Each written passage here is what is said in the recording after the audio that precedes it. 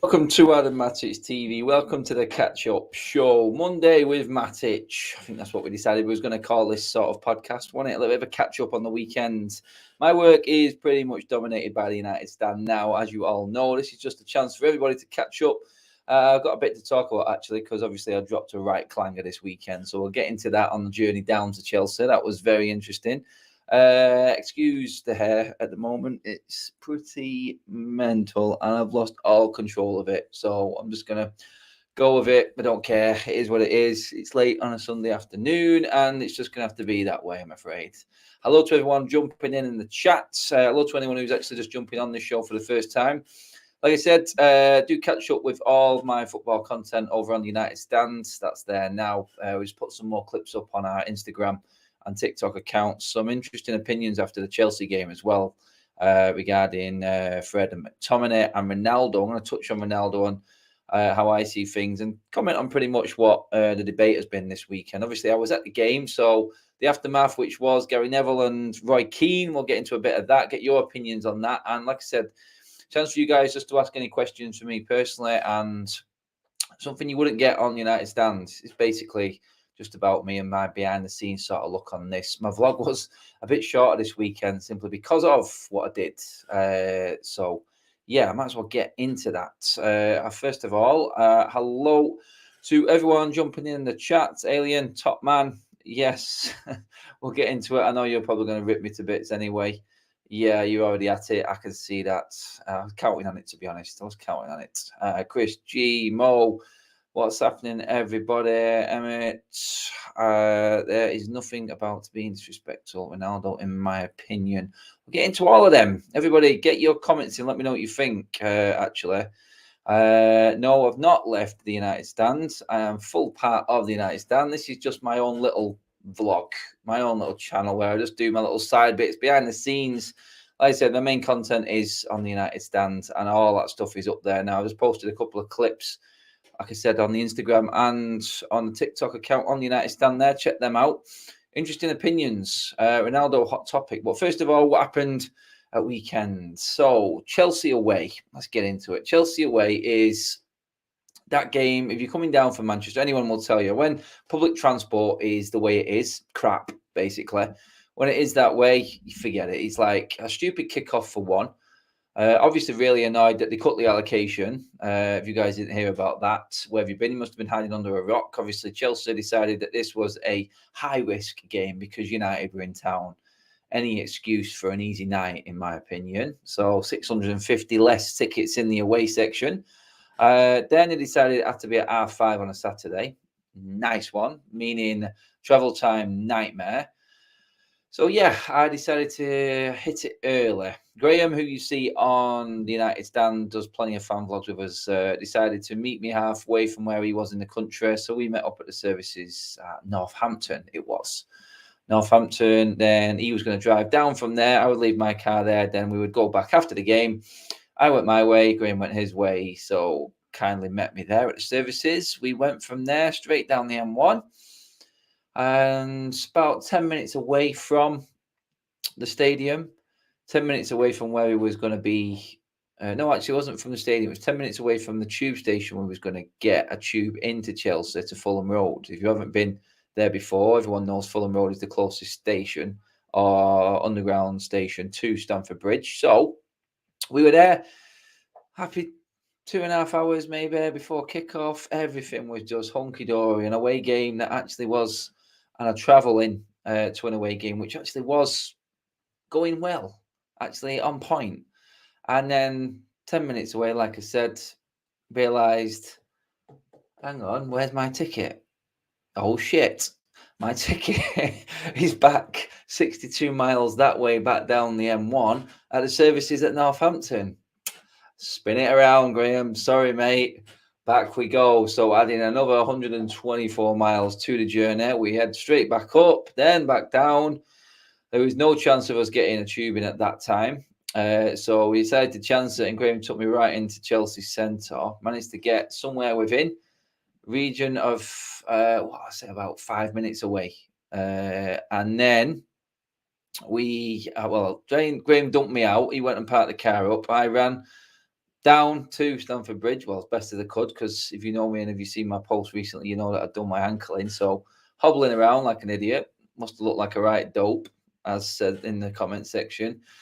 And yeah, got there, whistle blew as I got down to my section and just about made it. Was it worth it in the end? Well, when you get moments like that in the last minute, of course it was worth it. But yeah, missed all the start of my vlog, got some stuff up, did the best I could. But yeah, that was it. A stressful away day in getting there. On the way back, I got stuck in traffic, didn't get home till 3:30. So yeah, that was me absolutely dead on my feet. But again, I'll go back to it. What would I swap that for? Would I swap that for anything? Was it worth it?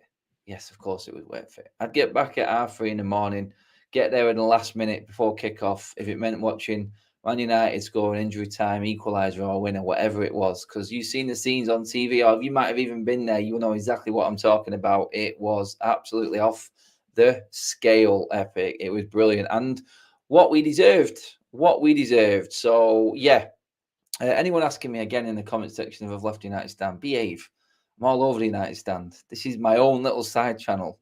Stop being lemons and just realize what's actually going on. All my football content from the weekend, again, it's on the United Stand, people. But you can give this video a like and subscribe to my own channel as well, where I do more behind the scenes sort of stuff.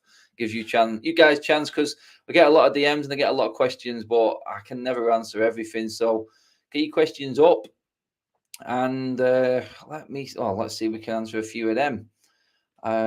Dope, 100% agree. Yes. Cheers. It was so annoying we didn't get the win against Chelsea. 100%. But hello to you, Danish, as well, mate. Let me see what else have we got. There is, yes. Cheers, Alien. Adam, have you heard of mobile phone ticket download? Shows how long it's been since you went to an away game, mate, because you can't get downloaded e-tickets for away games. They are paper tickets only, which is why it's very difficult on away games. So, yeah, paper tickets only for away games and away fans, mate. So there's no way around it, nothing to download, and they won't let you in unless you show a paper ticket. So, yeah, sit down, Alien, mate. But, yeah, I mean, that was it. It was worth it. I thought we deserved more than the draw. I thought we were a better team that day, and do you know what? The best thing about the whole day was the fans. Chelsea went 1-0 up, and the fans got louder in United section. Chelsea fans were dead. My God, man. If you got inside Stamford Bridge, I don't know what it sounds like on TV. I've been to Stamford Bridge the last few times now, and over the last few years, I can't remember what it sounds like on TV, but guys, get your comments in and let me know what it's like, because there was only one atmosphere in the ground, and that was United fans. When we went 1-0 down, the loudest cheer was from the United fans just cheering. It is official. The fans are back on side with the players. That bond is there. You guys seen it. When Casemiro scored that goal, you've seen the reaction. You've seen what happened in the away section. It was that, yes. It was that crazy. You lost it for about 5 minutes. It was just one of them scenes that can only be described or compared. I think last time, I can remember the Scott McTominay goal a few years ago against City, them sort of scenes. David De Gea's penalty save in the last minute against West Ham last season, similar to that. But this was good. This felt different because it was Casemiro. This felt different because it was Casemiro, who was absolutely amazing in that game and has been amazing. I've just written a piece on the United Stand website. Guys, if you want to go and check that out, the impact of Casemiro and what he's had on this team, absolutely unbelievable. Do check that out. That's on the United Stand website now. Casemiro goal was beautiful. It was perfect timing. Perfect timing. Should Martinez be captain in 2 or 3 years? I'm hoping Casemiro's still going to be here. And at the moment, I'm happy with Bruno if he's still here. So captaincy is working. I think right now we don't change that. If you watched the United Stand Forum show last night, we talked about what happens or what would happen if Harry Maguire comes back and how it would affect the morale or affect the mood of the team that he's working with Bruno as captain. And if Harry Maguire did walk back into the team, would he still be captain? Harry Maguire should be giving up that captain's armband for me. And I think that would go a long way for Harry Maguire in his own personal career at Manchester United. But I think that would also endear himself to the fans as well. The fans would understand that decision, and that would give him a lot. That would give him a lot of leeway, I think, with the fan base. 100% that is the right decision to make. And if you was a captain, you would understand that that would be something a captain would do to better the team, because we're talking about that now. And like the saddest moment of the Chelsea game in the weekend was obviously Varane and the injury there. It now looks like it's not as bad as first thought. I don't think United are going to see him again before the World Cup. I think we'll see him again against Nottingham Forest, hopefully, if he comes through the World Cup unscathed. But 3 weeks-ish, we're done in about 2.5 weeks before everyone leaves for the World Cup. So Varane isn't going to play in the next 5 games, which we've got 2 in the Europa League, 3 in the league. Oh, no, we've got 6 because we've got 1 in the League Cup as well. So 6 more games before we head out to the World Cup. Don't see Varane playing any part in them. Going off early signs, I think he'll want full recovery and be able to be fully rested for the World Cup. I think that's where the tears were, and that's why it was emotional for him. So I think that was the hardest part. But yeah, going back to Maguire, and that's why we've been talking about Maguire. It's because now we've got a decision. It's Lindelof, it's Maguire to partner Martinez. Who gets it? Going off what Ten Hag has done so far, if a player's been playing well and he's in the team, then he usually stays in that team. So for me, it looks like it's going to be Lindelof. It does. Chris G. Starling, yes, well, definitely better than one we have. 100%. That's going to get through some of your comments. Well, I've got a chance here now. Harry Maguire. Need to say, Bruno, you be captain. I focus on my game. If Bruno's struggling, which he will not, Maguire gets in. Yeah, 100% agree on that. I think that would be. I am better than Harry Maguire as centre-back, says Danish. Yeah. I've not seen you play, mate, so I can't say that. But you know what? It would make a big statement. It would say that this football club is going in the right direction. I think the way we've handled Ronaldo, the way that Ten Hag has handled everything with the Ronaldo situation, definitely is a plus point, and we are going in the right direction as a club in terms of the culture and everything that's going around right now.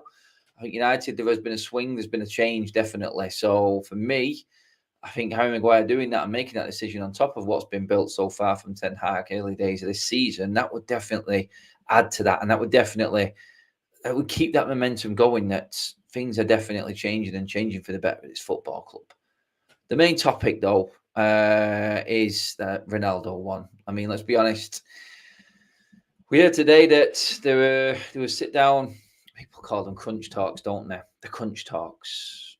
Ten Hag wanted a full-on sincere apology from Ronaldo for his actions. I think Ronaldo definitely should be giving an apology to the team and the players. And if he's done that privately, that's it. It's done and dusted. I think we'll know, because Ten Hag, I don't think we'll have any issue in keeping Ronaldo out of this team forever and a day, all the way up to the transfer window, when I think Ronaldo will leave, personally.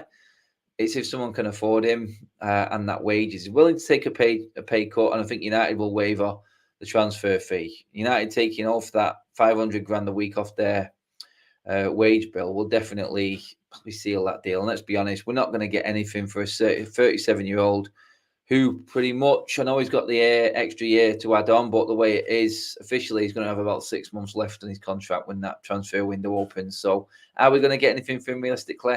Are we going to save a fortune in his wage bill? Yes. So I think it's right that the club would waiver any transfer fee, and Ronaldo can finish his career where he is, I wouldn't say accepted, because obviously United fans love Ronaldo, but we're just at a stage in the rebuild where Ronaldo doesn't need to be. I love the idea of Ronaldo finishing his career at Manchester United, I really do. But there's also a part of me that says Ronaldo needs to finish on a high. He's not going to get that at United, I don't think. And the way everything is now, I just don't see Ronaldo. I don't see it going well for Ronaldo going through, because he's not going to get the game time he wants. He's going to get more and more uglier. And I just think it's not good for the team or him. And for both parties right now, it is better if Ronaldo just goes in January. I think that's the sensible thing, and I do believe that that is what will happen. I think January comes around, he is eligible for Champions League football, so if there's someone there wants to put him on them 300 odd grand a week wages, take him in as that man who can actually win that competition for you, then there he is. I think that's what will happen. I think, honestly, that is what needs to happen as well, because, like I said, then it just works out best for all parties and United can move on. Question is, United then need to cover that centre forward spot. And this is what we spoke about on the United stand last night. It's like, how do we see it moving forward when Ronaldo has gone? Have we got the money to actually invest? I don't think we have. I really don't think we have. And that's a problem, whether it be a loan, someone in again. I mean, I'm not for the Agallo sort of transfers and that sort of thing. I don't think that worked for us last time. And I don't really want to be going down that road. Looking into the under-21s, who is there? Not enough. Not yet, anyway. There's players with serious potential in the under-21s. And if you do follow us on United Stand, you will have seen we've been at quite a lot of games already this season for the under-21s. And there's been some very, very impressive performances in the under-21s. So I would just say that the forwards, the ones that are available, are just not quite there yet for the first team, and the pressure that number 9 spot is going to bring. Martial coming back into the team would be a big help. And I said this last night, and I said, look, Martial, with 6 weeks off now for the World Cup, because I don't see him going with France. I don't think Deschamps will pick him. That could be massive for Manchester United. So, yeah, I do believe that would be a good move for Martial not to go, and then he can be completely recovered and ready to rock when the season starts again on Boxing Day against Nottingham Forest. Let's just get into a few of comments. Connor is in. Can't see United selling Ronaldo. Club doesn't want to buy anyone, in my opinion. Yeah, but they have backed Ten Hag in this already. I think this will be a different scenario. I think it's anything to do with Ronaldo is completely different to the norm in terms of transfer window for me. And I think this will just be the case. Carticast, Ronnie needs to go to Serie A or a slower league, but he isn't suited for Ten Hag's system. It is looking that way. I do agree with that. It just doesn't look like he talked about him being part of his plans for the season. And I do believe that he can play a role, but Ronaldo isn't willing to accept a role on the bench, and I think that's the big thing. I think we should go for Felix. I would love Felix at Man United, Chris, 100%. Anthony Wisdom, Adam, if we let Ronaldo go on a free, we arguably need 2 strikers due to Martial's fitness and issues. Yeah, 100%. But we know this club aren't going to buy 2. I think this is where our big money, or any money that we've got come the summer, is where it's going to be spent. It's going to be spent on a centre forward. We know it is. And I think that the scouts and everyone out now will be all over looking. I think the World Cup's going to play a big part in this, because we could see a gem come out of the World Cup, and them hidden talents, them surprise packages that come in big tournaments like this, could be what we're in for. The market we're in. Osimhen is going to be too dear. I think Tony is going to fetch a handsome sum. I like the look of Jonathan David. I think that is a fair deal, but I think that one would be in the summer. Entering his last 2 years of his contract, breaking all records at Lille there in league, leading goal scorer, already smashed quite a lot this season. So, yeah, I can see that one as definitely a possibility. Will he be able to make the step up? It's like any player coming to Man United. It's the question. It's the unknown. We're debating Sancho the other day about Sancho and how he's adapted to United. You know, he was a man suited to Ten Hag, I thought, and the Premier League this season was Jadon Sancho, but he's struggling. Sancho is a system player and he's failing under Ten Hag. So for me, it's difficult to say. You're never going to know who he's going to hit the ground running. You're never going to know who he's just going to crumble. So for me, I just see it as it's a conundrum. It really is. I just don't know how United approach this. I do know that Charlie Marley is a little dosser. If I'm a big one, that's a definite. Anyway, I'll see you tomorrow, you big knobber. Anyway, a couple more questions. Look here. I can see your question, mate, there. You didn't have to put it 3 times unless you had a glitch on your computer. But yeah, no player is bigger than the club. If anything, Ronaldo is tarnishing his legacy with this childish behaviour. It's actually made me lose respect for him. And that seems strong, but Look, he isn't the only one who's said that. Look, he's not the only one who's actually come to me on like a match day. And this is what I like to do this channel for more, like the behind the scenes sort of the vlog, like the graph behind everything. That's what I like to talk about in this. And I like to bring up opinions that don't get the mainstream. People who don't get a chance to come on fan vlogs on United stand with me, they talk to me, and then I can just put it across on my own little platform here in a way that, you know what, it's like what people say in the stadium, what people say actually at the ground is with Ronaldo, it's one of them. They love him. They love singing his name and they love it when he comes on the pitch. But ultimately, they see the benefit that there is to this in terms of Ronaldo not being in the team and the way we play. The results are better without Ronaldo at the moment. And that's where I sort of sided more with Gary Neville over Roy Keane. Roy Keane's argument for Ronaldo, and guys, do go over to the United Stands Instagram account and TikTok account. The same video has just been put up there. I've just put that up on the account in terms of, not in terms of, God. It's a fan that was outside Stamford Bridge. He just came over as we was filming and just had a minute of just to give his opinion. And you know what? He was happy that we got those up there, but there's still a lot of unrest within the fan base and they're not happy with certain players. This fan actually thought that we would win the game if Cristiano Ronaldo was playing. And there are still fans like that out there. But for me, I definitely agree with what Gary Neville's argument was over Roy Keane's. I just feel like with Ronaldo, not everyone is on the same page in terms of quality and how he thinks. But then again, we have to sort of drop back a little bit and accept that we're not world class right now. A lot of these players will understand we're coming from our worst Premier League season ever, and we have to build from a bit of a lower base, not the higher standards that Ronaldo is. Ronaldo was the only player that played to his potential last season, and he deserves more. He really does. But the club is just not there. It isn't. It was seen as the right move last season, and I agreed with it. We finished second. We brought in Varane, Ronaldo, and Sancho, and then Solskjaer pretty much blew it up. Could not handle what was happening from that summer, and then we fell drastically. Ronaldo held his own just. Varane was out constantly injured. Sancho couldn't get settled, and then everyone else, whether it be through injury or inconsistency and mentality, under that hiccups. Under that management, just didn't work. Solskjaer didn't have it right. The structure that Ten Hag has got in place now has completely changed everything. The fact that he dropped Ronaldo and Maguire straight away is why we are doing better than we was last season. It is that simple.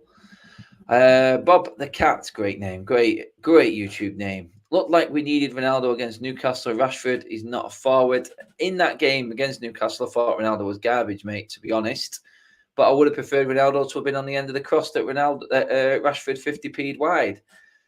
It's the argument, isn't it? It's like that moment. Ronaldo has got that moment and he will win you games. He will single-handedly drag the team over the line and win a game on his own. I don't think there's any other player in our team that can do that. I really don't. Bruno on his day, that was a couple of years ago. Bruno's a different player now. Ronaldo's the only one. Martin Elliott, for me, it's a case of parting ways amicably. Clear the massive wage and sign a striker in January, as surely even the awful Glazers must see that we need to replace him. I live in hope. Yes. Remember that Ole tried to play Sancho as a wing-back. I think Sancho as a wing-back might have worked under someone like Conte, but definitely not under Ole, who didn't have the tactical nous. I love Ronaldo to swallow his pride and just knuckle down for the rest of the season. You can't fight the fact that maybe his powers are starting to wane due to his age. If he performs, he plays. That's it. I think Ronaldo just expects to be in the team. And Ten Hag's philosophy is not. It's not that. You'll wait your turn if you prove that you're good. Not like he did against Everton. He came off the bench and then kept his place for the next 2 games. But he was pretty crap also for the next 2 games. So then he was brought out because United needed a little bit more. Rashford did change the game against Newcastle. He got in behind them, and that speed and turning Newcastle's defence definitely helped.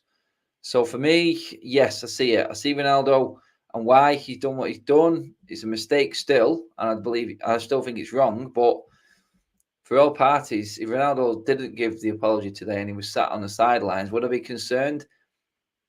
Lack of numbers, yes. The fact that he didn't apologise to his teammates and the manager, no, I wouldn't mind.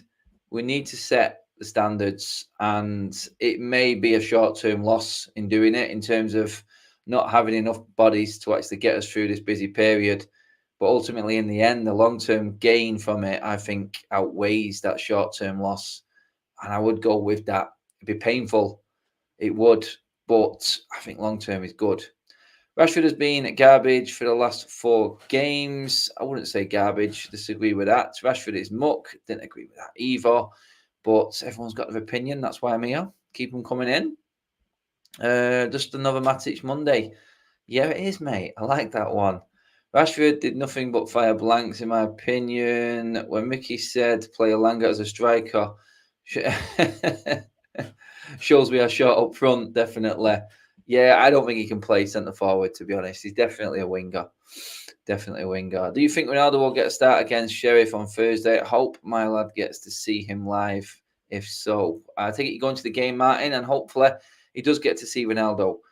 I think he'll start. If there's any sort of like apology or Ten Hag has accepted what Ronaldo was excuse. Well, it won't be an excuse. Let's just say apology. If Ronaldo has apologised to Ten Hag, we are going to see Ronaldo on Thursday, whether it be off the bench or in the starting lineup. I think he needs to freshen it up. But let's not forget how important this game is. We need to win this Sheriff game to go into the game next week against Sociedad as close to him as possible, because I'm saying that Sociedad are going to beat Ammonia on Thursday.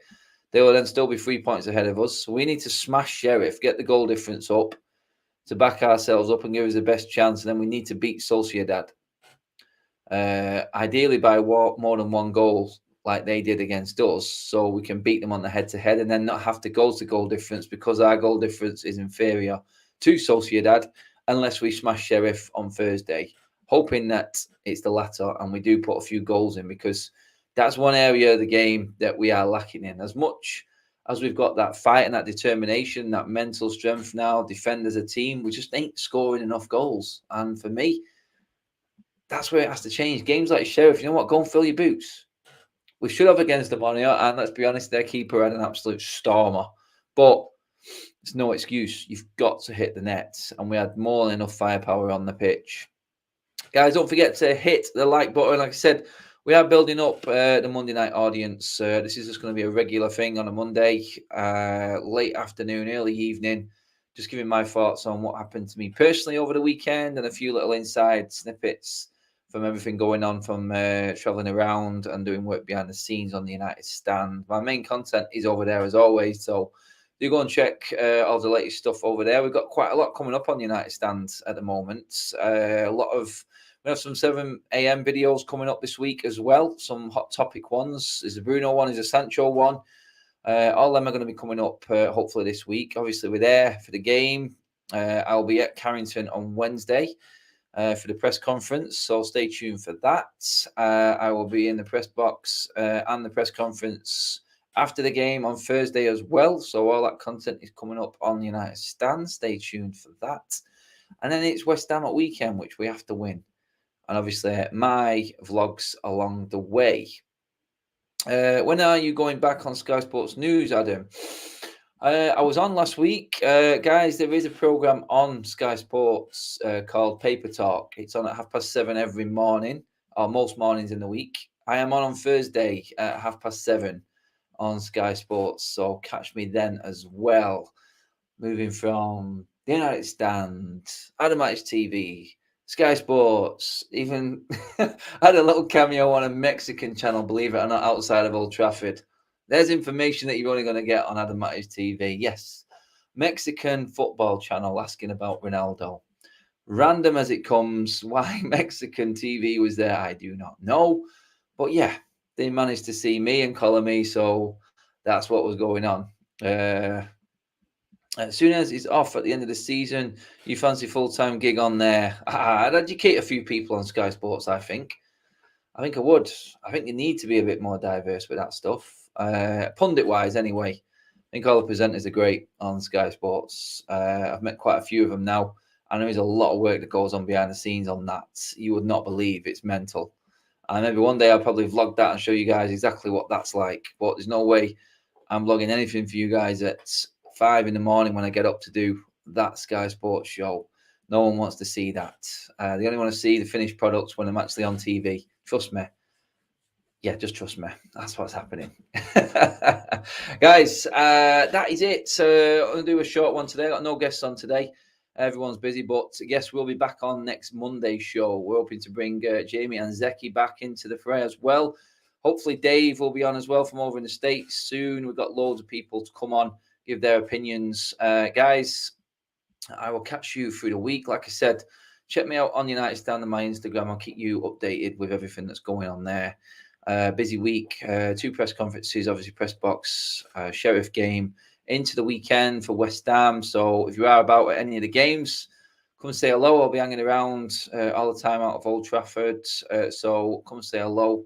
We'll try and get you on a fan vlog on United Stand as well, or even get you on Instagram on the little snippet videos that we are now doing as well. So if you don't want to have a full-on conversation on United Stand and don't feel up for it, still come and see me because we're doing shorter ones now as well, getting some quick fire opinions. So do come over and see me. Me and Beth will be there most home games. I've met all the away games, as you know, guys. Charlie's at some of the home games as well.